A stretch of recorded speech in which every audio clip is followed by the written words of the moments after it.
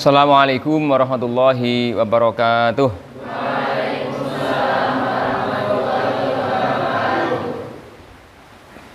Innal hamdalillah nahmaduhu wa nasta'inuhu wa nastaghfiruh wa na'udzu billahi min syururi anfusina wa min sayyiati a'malina may yahdihillahu fala mudhillalah wa may yudhlil fala hadiyalah. Asyhadu an la ilaha illallah wahdahu la syarikalah wa asyhadu anna Muhammadan abduhu wa rasuluh, amma ba'd. Alhamdulillah, pada kesempatan malam hari ini kita dipertemukan kembali dalam keadaan yang sehat, tidak terkena COVID, tidak terkena Omikron ya.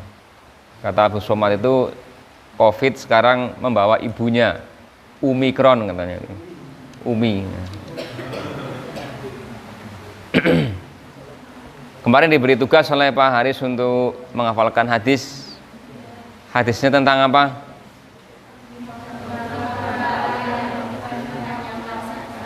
Apa? 5 perkara yang akan ditanyakan di hari kiamat. Siapa yang mau menghafalkan? Oh, Merli yang daftar. Ya, silakan.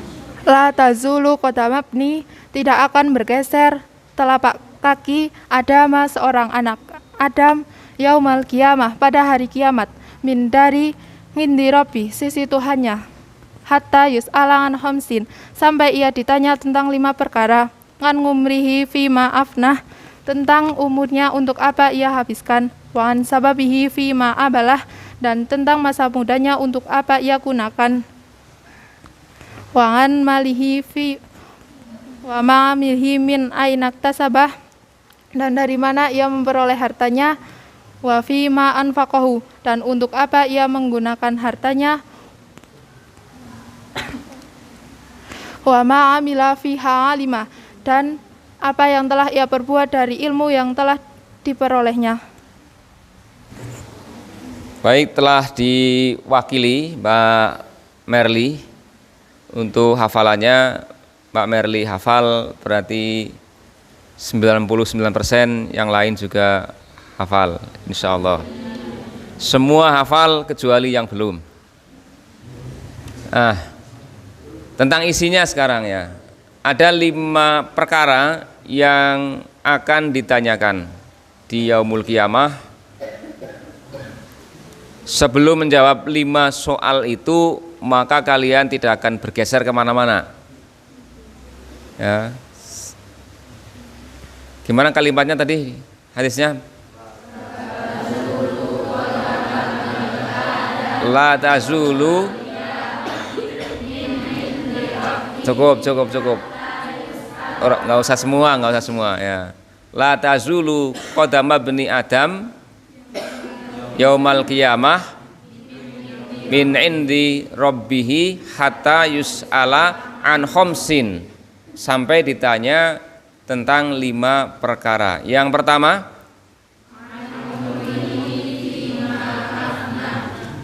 an umrihi fima afnahu, tentang umurnya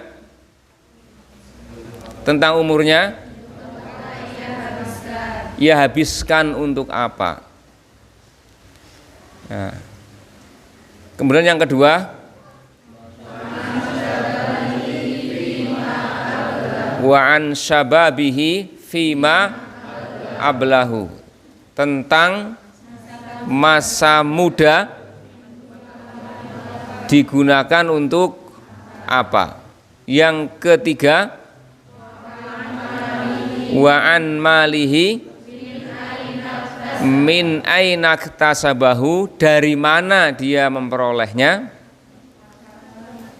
Terus wa fima anfaqahu, dan dalam hal apa atau kemana ia belanjakan, ia pakai untuk apa harta itu. Kemudian yang ke-5, wa ma amila fima alima, apa yang telah dikerjakan, apa yang telah ia kerjakan dari apa yang telah ia ketahui, yang telah ia pelajari dari ilmunya itu. Jadi ternyata kita mengetahui sesuatu dimintai pertanggungjawaban. Tidak sekedar tahu, justru pengetahuan kita nanti akan ditanya. Setelah kamu tahu itu, apa yang telah engkau amalkan? Ini yang terakhir. Kira-kira bisa menjawab soal itu dengan lancar semua? Cuma 5. Kamu diberi soal di sekolah itu 30 soal PTS. Soal PH ya 15 mungkin ya. 15 soal. Ini soal di hari kiamat, kamu hanya ditanya 5 perkara. Kira-kira yakin sukses? Perlu tryout enggak? Perlu les enggak untuk menjawab? Ya. Persoalannya bukan sekedar bisa menjawab secara lisan seperti layaknya atau tulisan seperti layaknya dalam kita menghadapi tes di sekolah. Ya. Karena ini membutuhkan satu bukti-bukti pendukung, bukti fisiknya apa ya. Maka satu persoalan itu, satu pertanyaan konsekuensinya sangat banyak. Dari umur ya.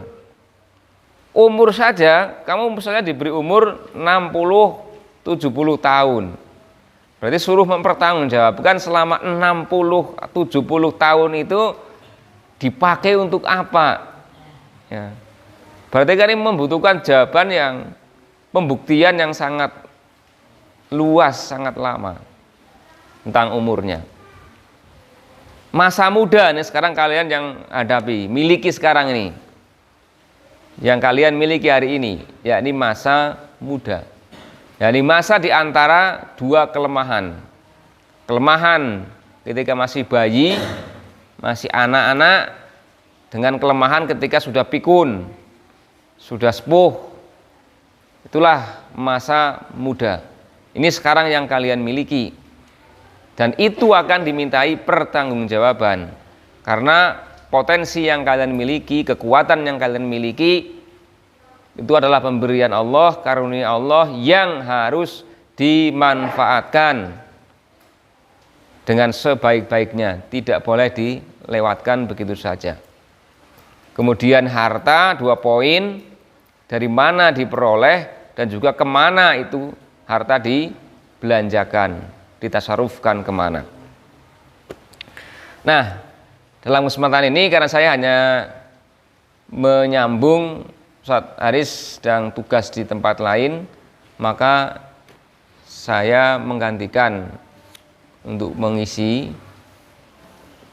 Saya ingin menyampaikan sedikit tentang harta ya, kaitannya dengan poin harta. Tentang masa muda saya pernah menyampaikan kepada kalian dengan satu hadis pembuka. Apa dulu? Ya, yes, tentang sobah. Pertamanya gimana dulu tentang sobah? Sesungguhnya Allah itu sangat kagum terhadap pemuda yang tidak memiliki sobah. Laisat lahu sobah. Tapi sudah lewat itu ya pembahasannya. Sekarang saya ingin berkaitan dengan harta. Walaupun hari ini kalian bukanlah orang atau golongan yang berharta, tapi kita akan membahas tentang harta. Nggak apa-apa. Harta itu memiliki 2 sisi, sisi kebaikan dan sisi keburukan. Tergantung kita mau memanfaatkan bagaimana. Ya. Banyak celaan tentang harta, tapi juga ada pujiannya tentang harta. Ya. Di antaranya Allah Subhanahu wa taala berfirman, yang artinya wahai orang-orang yang beriman, janganlah harta bendamu, anak-anakmu melalaikan kamu dari mengingat Allah. Ya ayyuhalladzina amanu la tulhikum amwalukum wala auladukum an dzikrillah. Surat apa, ayat berapa itu? Surat apa? Surat apa? Mbak Belva. Surat apa? Munafikun, betul, Munafikun terakhir itu. itulah sedikit gambaran tentang harta yang disebutkan agar kita ini jangan terlena, jangan lalai karena harta. Karena harta benda juga anak-anak ini bisa menjadi faktor yang melalaikan. Maka Rasulullah Shallallahu Alaihi Wasallam pernah bersabda, kerusakan yang ditimbulkan oleh dua serigala yang lapar, yang dilepaskan ke kandang kambing, itu tidak lebih berbahaya daripada kerusakan yang ditimbulkan oleh cinta kedudukan dan cinta harta bagi keimanan seorang mukmin, ya, bagi agama seorang muslim. Serigala yang lapar dilepaskan ke kandang kambing, itu kan jelas merusak, makan kambingnya itu maksudnya, membuat kerusakan, membuat kerugian. Tapi itu dikatakan sebagai metafor, tidak lebih berbahaya ketimbang kecintaan seseorang kepada kedudukan maupun harta. Tapi di satu sisi Islam juga memuji harta sebagai kebaikan, dikatakan khairon, sebagai satu kebaikan. Kemudian dalam hadis juga dikatakan harta yang terbaik adalah harta yang baik di tangan orang yang baik. Ya, harta yang terbaik adalah harta yang baik di tangan orang baik. Ya, seperti ungkapannya teman-teman di Paskas kan, kalau kesini mesti bilang, ini kita menyalurkan beras terbaik dari orang terbaik kepada orang terbaik. Siapa yang sok menerima itu dari Paskas. Nah, jadi harta juga punya nilai kebaikan, terutama kalau dipegang oleh orang-orang yang baik.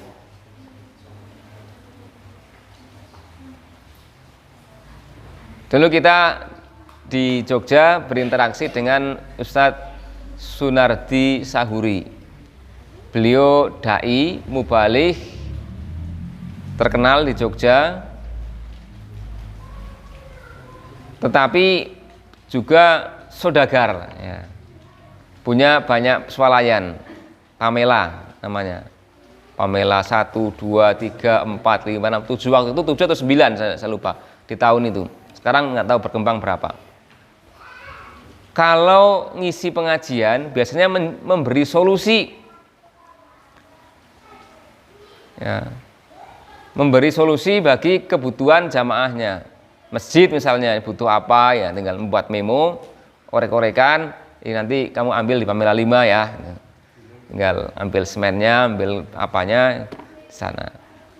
Karena punya harta, jadi ngisi ngaji tidak mengharapkan amplop, malah ngamplopi ibaratnya dia kan, beliau itu. Maka menjadi tulang punggung, menjadi tempat bersandar bagi jamaah-jamaahnya ini, bagi kelompok-kelompok pengajian, masjid, pesantren. Biasanya kalau punya keluhan, ya caranya keluhan masalah keuangan biasanya mengundang beliau untuk memotivasi jamaah yang lain berinfak, bersedekah. Selain itu dirinya sendiri kemudian membuat orek-orekan agar ini saya mendahului sejumlah sekian semen, ya, sekian apa itu dalam wujud barang yang bisa diambil di tokonya itu. Nah, itu karena punya harta, jadi akan mampu memberikan solusi-solusi bagi problem keuangan di masyarakat, di jamaah. Nah, kalau tidak memiliki sesuatu, maka tidak bisa memberi sesuatu. Hari ini kalian menjadi orang yang posisinya tangan di bawah, padahal tangan di atas itu lebih baik daripada tangan di bawah.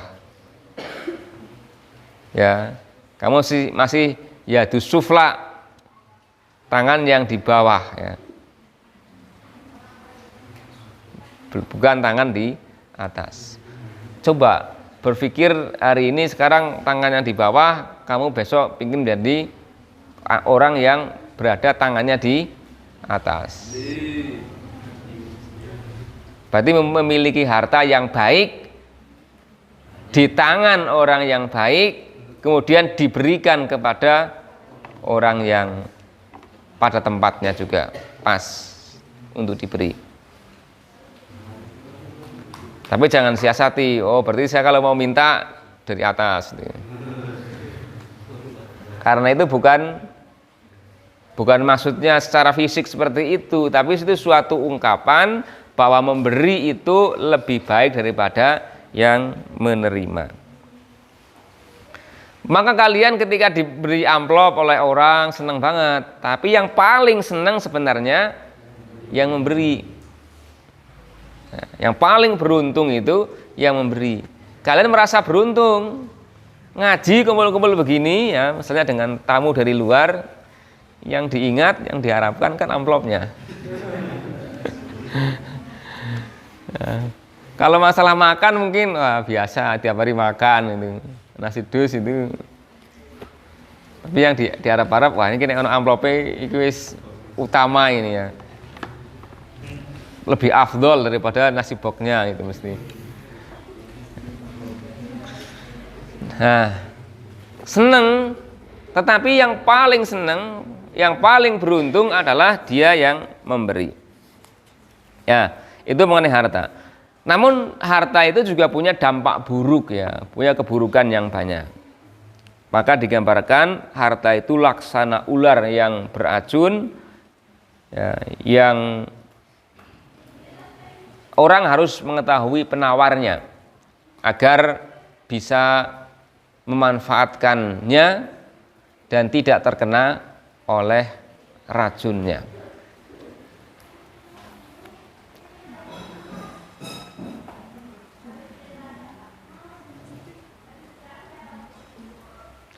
Ada beberapa manfaat ukhrawi ya, ini tentang manfaatnya dulu ya, tentang manfaatnya.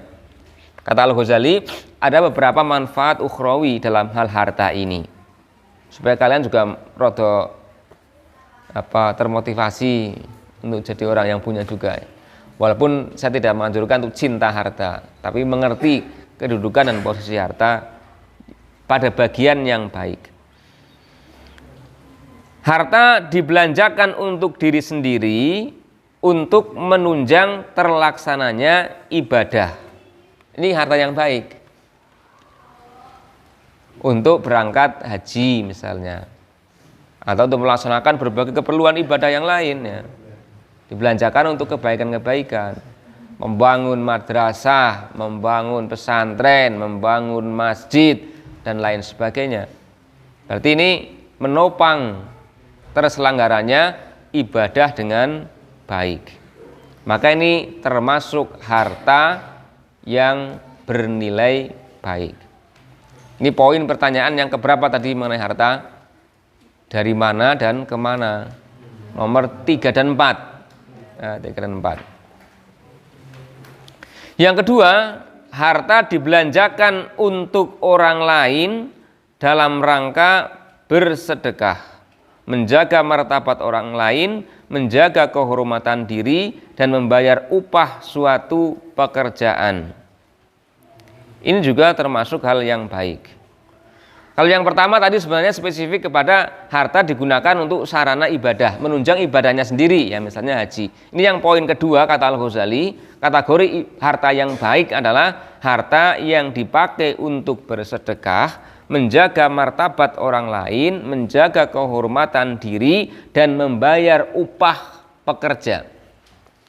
Maksudnya upah pekerja di sini adalah kita kalau semua dikerjakan sendiri, kita memang waktu untuk berzikir, waktu untuk melaksanakan ibadah-ibadah yang khusus itu mungkin agak berkurang. Maka perlu juga orang membayar orang untuk melaksanakan tugas-tugas sebagian pekerjaan harian kita, sehingga kita punya waktu yang cukup untuk mengkhususkan diri beribadah kepada Allah. Ini yang dimaksud oleh Al-Ghazali pada poin yang kedua ini.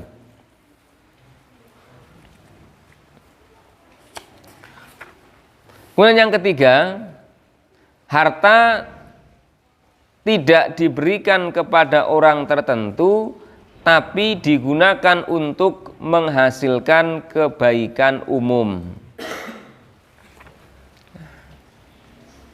Ini tentang sifat-sifat harta dan manfaat-manfaatnya.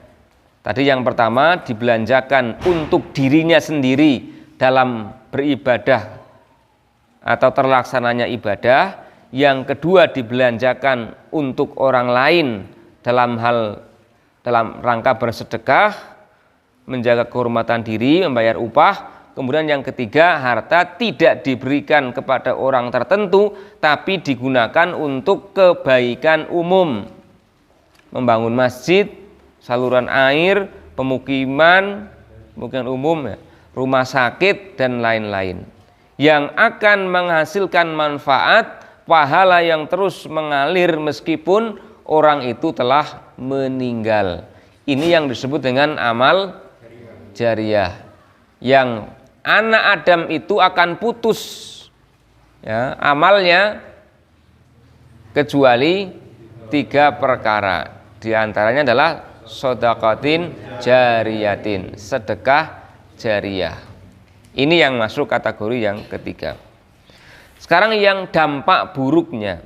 Dampak buruk yang ditimbulkan oleh harta itu bisa bersifat ukhrawi maupun duniawi.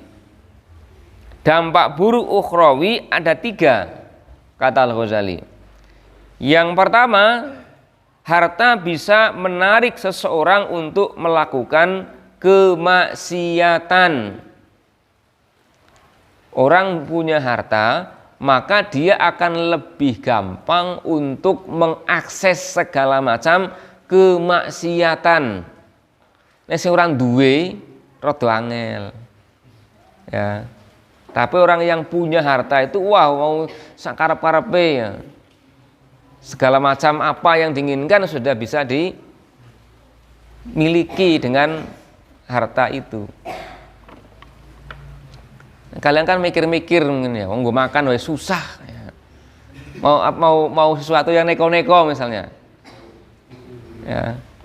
Tapi kalau orang yang hartanya banyak, ya dia semakin berpeluang untuk melakukan segala macam atau aneka ragam kemaksiatan. Maka tempat-tempat hiburan itu dari berbagai level sampai elit-elit itu dengan biaya yang mahal pun diadakan karena konsumennya dari orang-orang yang punya harta yang banyak. Ya ini jadi pangsa pasar yang bagus sekali. Tempat-tempat maksiat. Karena orang yang punya harta maka dia punya kesempatan untuk bermaksiat dengan hartanya itu lebih banyak lagi. Kemudian yang kedua, harta bisa menyeret seseorang berlaku berlebih-lebihan dalam hal yang mubah, yang boleh, pada asalnya boleh, namun karena dia punya harta yang banyak, maka sifatnya dia bisa berlebih-lebihan. Punya rumah kan ya boleh dianjurkan bahkan. Tapi boleh jadi dia berlebih-lebihan dalam membangun rumahnya. Punya kendaraan ya dianjurkan, punya kendaraan yang baik. Tapi orang seringkali tidak hanya pada kebutuhan, seringkali berlomba-lomba untuk bisa mendapatkan kendaraan yang terbaik, model yang terbaru, keluaran yang terbaru misalnya. Maka ini sebenarnya sesuatu yang asalnya mubah, tapi terprosok dia pada sikap berlebih-lebihan. Inilah kemudian saya kira yang paling banyak orang terjerumus. Ya, dengan punya harta dia akhirnya berlebih-lebihan dalam hal membelanjakan harta itu pada sesuatu yang pada awalnya bersifat mubah atau boleh. Dampak yang ketiga, harta bisa melalaikan seseorang dari mengingat Allah atau zikrullah. Nah, ini beberapa dampak buruk harta. Oleh karena itu, dalam agama itu ada celaan-celaan terhadap orang yang tamak terhadap harta dan memuji sifat qanaah. Sifat qanaah itu sifat yang dia merasa cukup dengan apa yang dimiliki. Ini harus dibangun dalam diri kalian ini. Walaupun berharta, tapi jangan sampai kalian haus dengan harta itu. Kalau dia tamak terhadap harta, seberapapun dia tidak akan cukup. Kalau kalian diberi satu lembah emas, ya, tidak akan cukup. Dapat 2 lembah emas pun tidak akan cukup. Yang cukup itu kalau sudah masuk kubur, itu sudah dipopok dengan tanah itu. Itu sabda Nabi begitu. Seandainya anak Adam mempunyai 2 lembah emas, niscaya dia akan mencari lembah emas yang ketiga, dan seterusnya itu.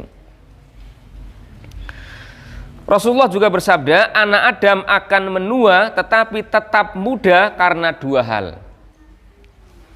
Cinta umur yang panjang dan cinta harta benda. Manusia itu akan menua tetapi nafsunya tidak akan tua-tua, maksudnya tidak akan lemah nafsunya. Tetap wae pengen umur yang panjang, angan-angannya itu walaupun sudah tua. Mungkin selevel Pak Anang misalnya kan udah sepuh itu. Ya. Tetapi orang itu semangatnya tuh sepertinya masih muda terus. Ini bukan Pak Anang, tapi orang pada umumnya. Walaupun sudah tua, semangat duniawinya itu biasanya juga tidak pernah tua, tidak pernah lemah. Terus itu. Dan kecintaan terhadap harta. Kecintaan terhadap umur yang panjang dan harta ini menjadikan orang kelihatan muda terus, walaupun sebenarnya dia sudah tua. Padahal kekayaan sebenarnya bukanlah banyaknya harta, kata Rasulullah, tetapi kekayaan jiwa. Itu hakikat kekayaan yang sebenarnya. Saya kira itu yang bisa kami sampaikan untuk menggantikan Pak Haris yang pada kesempatan ini berhalangan. Kita akhiri dengan bersama membaca doa kifaratul majlis. Subhanakallahumma wa bihamdika asyhadu an la ilaha illa anta astaghfiruka wa atubu ilaik. Wassalamualaikum warahmatullahi wabarakatuh.